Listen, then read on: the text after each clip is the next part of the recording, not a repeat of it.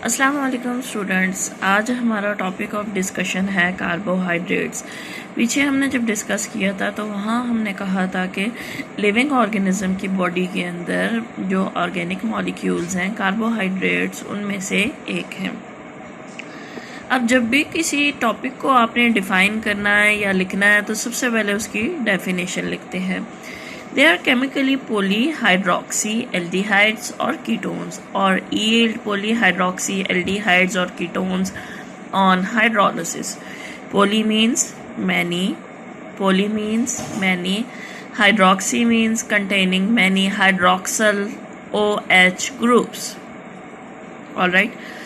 Aldehyde, अब यहाँ पे जो फंक्शनल ग्रुप होगा वो एल्डिहाइड ग्रुप होना है। आगे एल्डिहाइड ग्रुप भी आपको बताती हूँ एल्डिहाइड ग्रुप कौन सा होता है, या फिर फंक्शनल ग्रुप कीटोन होगा। फंक्शनल ग्रुप कीटोन होगा या फंक्शनल ग्रुप एल्डिहाइड होगा और उसके साथ इस स्ट्रक्चर के अंदर कई हाइड्रोक्सल ग्रुप्स मौजूद होंगे। और यील्ड पैदावार देना, पॉलीहाइड्रोक्सीएल्डिहाइड्स और कीटोन्स ऑन हाइड्रोलिसिस, या फिर वाटर की प्रेजेंस में अगर इनकी ब्रेक डाउन होती है तो आपको पॉलीहाइड्रोक्सीएल्डिहाइड्स या कीटोन्स अवेलेबल होंगे। ठीक है। अब कार्बोहाइड्रेट्स आपकी इनकी अक्रंस कहाँ पे है, आपको कहाँ मिलते हैं? सेलुलोज में मिलेंगे, cotton, paper, starch,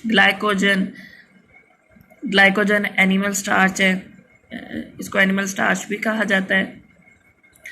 glucose store होता है एनिमल के अंदर in the form of glycogen. Root tubers, ये जो हम लोग वेजीज यूज़ करते हैं, जैसे आप आलू वगैरह कह लें, ये ट्यूबर्स होते हैं, ज़ेर ज़मीन होते हैं, इनके अंदर आपको कार्बोहाइड्रेट्स मिलेंगे। केन शुगर, गन्ने के अंदर मिलेगा मिल्क शुगर, इसके अंदर लैक्टोज होती है, तो आपको इन सब चीज़ों में कार्बोहाइड्रेट्स मिलेंगे। उसके बाद carbohydrates have structural as well as functional role. जब आप सेल मेम्ब्रेन का स्ट्रक्चर पढ़ते हैं तो वहाँ पे आप देखते हैं कि glycoproteins and the glycolipids are present. इसका मतलब ये है कि सेल मेम्ब्रेन का स्ट्रक्चर बनाने के अंदर कार्बोहाइड्रेट्स इन्वॉल्व हैं, स्ट्रक्चर बनाने में भी इन्वॉल्व हैं और सेल के फंक्शंस परफॉर्म करने के अंदर भी इन्वॉल्व हैं। स्ट्रक्चरल जो एक फ्रेमवर्क बनाएंगे कार्बोहाइड्रेट्स वो थोड़े डिफरेंट होंगे एज़ कम्पेयर टू दोज जो इन्वॉल्व होंगे फंक्शन रेगुलेशन के अंदर, क्योंकि स्ट्रक्चरल रेगुलेशन में सबसे पहली चीज़ कार्बोहाइड्रेट्स को ये देखनी पड़ती है कि वो डिज़ोल्व ना हो।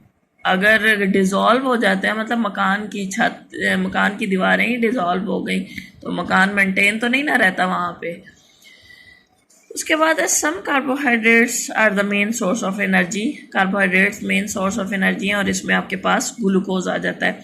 तकरीबन तमाम ऑर्गेनिजम्स जो हैं उनके लिए सबसे ज़्यादा इजी वे ये है कि वो ग्लूकोज से एनर्जी एक्सट्रैक्ट करें। इसके अलावा लार्जर कार्बोहाइड्रेट से भी एनर्जी एक्सट्रैक्ट की जाती है, लेकिन उनकी पहले ब्रेक डाउन करनी पड़ती है सिंपलर वंस के अंदर, जबकि ग्लूकोज डायरेक्टली ग्लाइकोलिसिस के प्रोसेस में एंटर हो जाता है।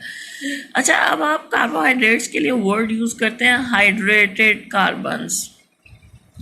दे are made up of carbon, hydrogen and the oxygen. Alright, अब इन्हें हाइड्रेटेड कार्बन्स क्यों कहते हैं? हाइड्रेशन का वर्ड यूज़ होता है वाटर के लिए, इसलिए इन्हें हाइड्रेटेड कार्बन्स कहते हैं कि इनके अंदर आपको पता है वाटर का जो फार्मूला है दैट इज़ H2O।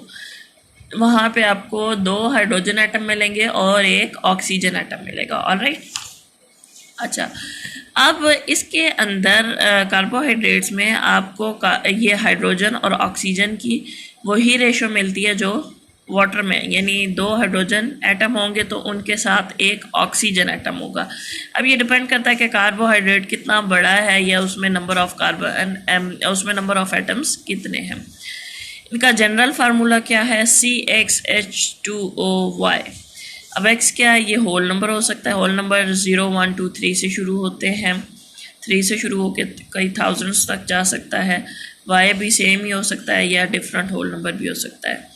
कार्बोहाइड्रेट्स के ज़्यादातर सोर्सेज आपके पास क्या हैं? This is the green plants, glycoprotein, this is a conjugated molecule.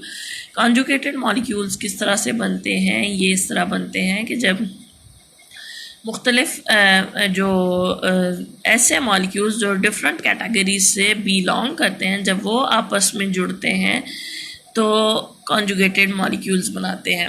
अब देखो ये जो वर्ड यूज़ हो रहा है ना, glyco, this is used for carbohydrates. Protein का वर्ड प्रोटीन, तो ग्लाइकोप्रोटीन कैसे बनेंगे? जब कार्बोहाइड्रेट्स और प्रोटीन्स आपस में कंबाइन करेंगे, ठीक है।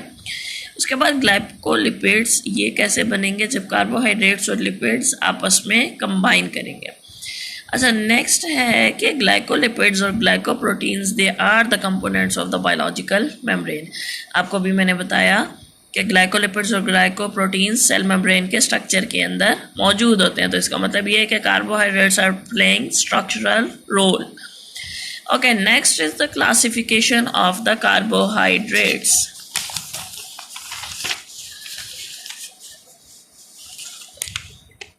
Carbohydrates are classified into three categories. Simpler one is the monosaccharides, next one is the oligosaccharide, and next one is the polysaccharide. Today I am going to discuss the simpler one or the smallest unit of the carbohydrates, that are the monosaccharides. They are sweet in taste. ये मीठे होते हैं। They are water soluble, पानी में हल हो जाएंगे। Can not hydrolysed into simple sugars, इनकी ब्रेक डाउन करके आप इनसे ज़्यादा छोटे शुगर्स में कन्वर्ट नहीं कर सकते। ऑलिगोसेकेराइड और पॉलीसेकेराइड की आप ब्रेक डाउन करेंगे जब, तो ये कन्वर्ट हो जाते हैं मोनोसेकेराइड में, लेकिन मोनोसेकेराइड की फर्दर ब्रेक डाउन नहीं हो सकती। अच्छा, अब दे आर पॉलीहाइड्रोक्सी एल्डिहाइड्स और कीटोन्स। तो मैं आपको बता रही थी कि हाइड्रोक्सी एल्डिहाइड ग्रुप कौन सा है? ये C double bond O H, this is aldehyde group.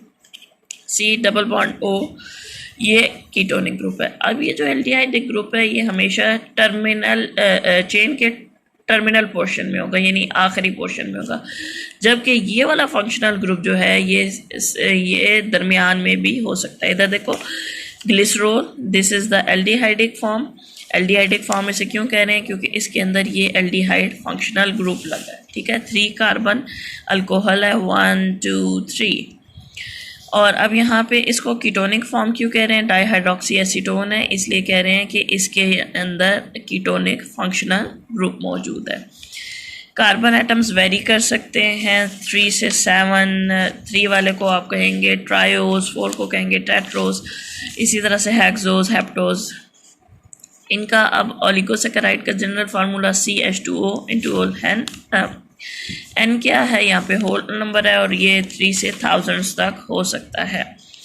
अच्छा, glycerol and dihydroxy acetone, they are the intermediates of the respiration and photosynthesis. देखिए, रिस्पिरेशन और फोटोसिंथेसिस बिल्कुल भी सिंपल प्रोसेसेस नहीं है, इनके दरमियान में काफ़ी रिएक्शंस होते हैं, तो उनमें ये एज अ इंटरमीडिएट बनते हैं।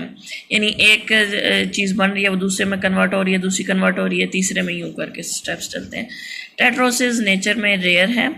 अब आगे ग्लूकोज का इन्होंने आपको स्ट्रक्चर दिया हुआ है, ये है राइबोस, 5 कार्बन शुगर है, एल्डिहाइडिक फॉर्म है, ये देखो। अच्छा, और ये ग्लूकोज है। ग्लूकोज के अंदर इसको याद रखने का तरीका ये है कि आपने जो कार्बन नंबर 3 होता है ना इसके ऊपर हाइड्रोजन की और ये हाइड्रोक्सिल आयन की जो अरेंजमेंट है वो उल्ट जाती है बाकी सबसे, ये देख लो, इसको ये याद रखने का तरीका है। अच्छा, अब आपने इसकी रिंग स्ट्रक्चर देखनी है। यही जो राइबोस का ऊपर स्ट्रक्चर दिया हुआ था, अब उसी की रिंग स्ट्रक्चर बना दी गई है। कार्बन नंबर 1 बॉन्ड करेगी कार्बन नंबर 4 के साथ, ठीक है। यहाँ से वाटर मॉलिक्यूल रिमूव होता है और देन ये कार्बन नंबर 5 अटैच होगा। बाकी आप इसको यहाँ से देखें ना, ये कार्बन नंबर 1 को अगर आप यहाँ से पकड़ के लाते हो ना, तो कार्बन नंबर 4 के साथ जब ये अटैच होगी तो यहाँ से हाइड्रोजन रिमूव होगा, ठीक है। और यहाँ से बॉन्ड सिंगल होगा। ये ऑक्सीजन का बॉन्ड डबल है ना, तो कार्बन के हमने 4 बॉन्ड्स पूरे करने हैं, तो ये बॉन्ड यहाँ पे सिंगल हो जाएगा। आपको ये बॉन्ड सिंगल नज़र आ रहा है। फ्यूरानोस का वर्ड यूज़ होता है ऐसा रिंग स्ट्रक्चर जिसके अंदर 5 कार्बन्स हो। अब ग्लूकोज में 6 कार्बन्स हैं, इसमें कार्बन नंबर 1 बाइंड करेगा कार्बन नंबर 5 के साथ, तो इसे पायरानोस का आप उस रिंग के लिए वर्ड यूज़ करेंगे। उसके बाद है ग्लूकोज आपको कहाँ मिलेगा? ग्रेप्स में, अंगूरों में, फिग्स, इंजीर में, डेट्स, खजूर में, ब्लड के अंदर 0.08% ग्लूकोज होता है, स्टार्च, सेलुलोज, ग्लाइकोजन, ये सारे इन सब की ब्रेकडाउन होगी तो आपको ग्लूकोज मिलता है। फिर फोटोसिंथेसिस का प्रोसेस, इसमें ग्लूकोज फॉर्मेशन होती है। कार्बन डाइऑक्साइड मॉलिक्यूल्स रिएक्शन करेंगे वाटर मॉलिक्यूल्स के साथ in the presence of the chlorophyll and the light, and the glucose is formed as well as oxygen and the water. अगर आपने glucose की synthesis करनी है तो उसके लिए 717.6 kilo calorie solar energy utilise होती है।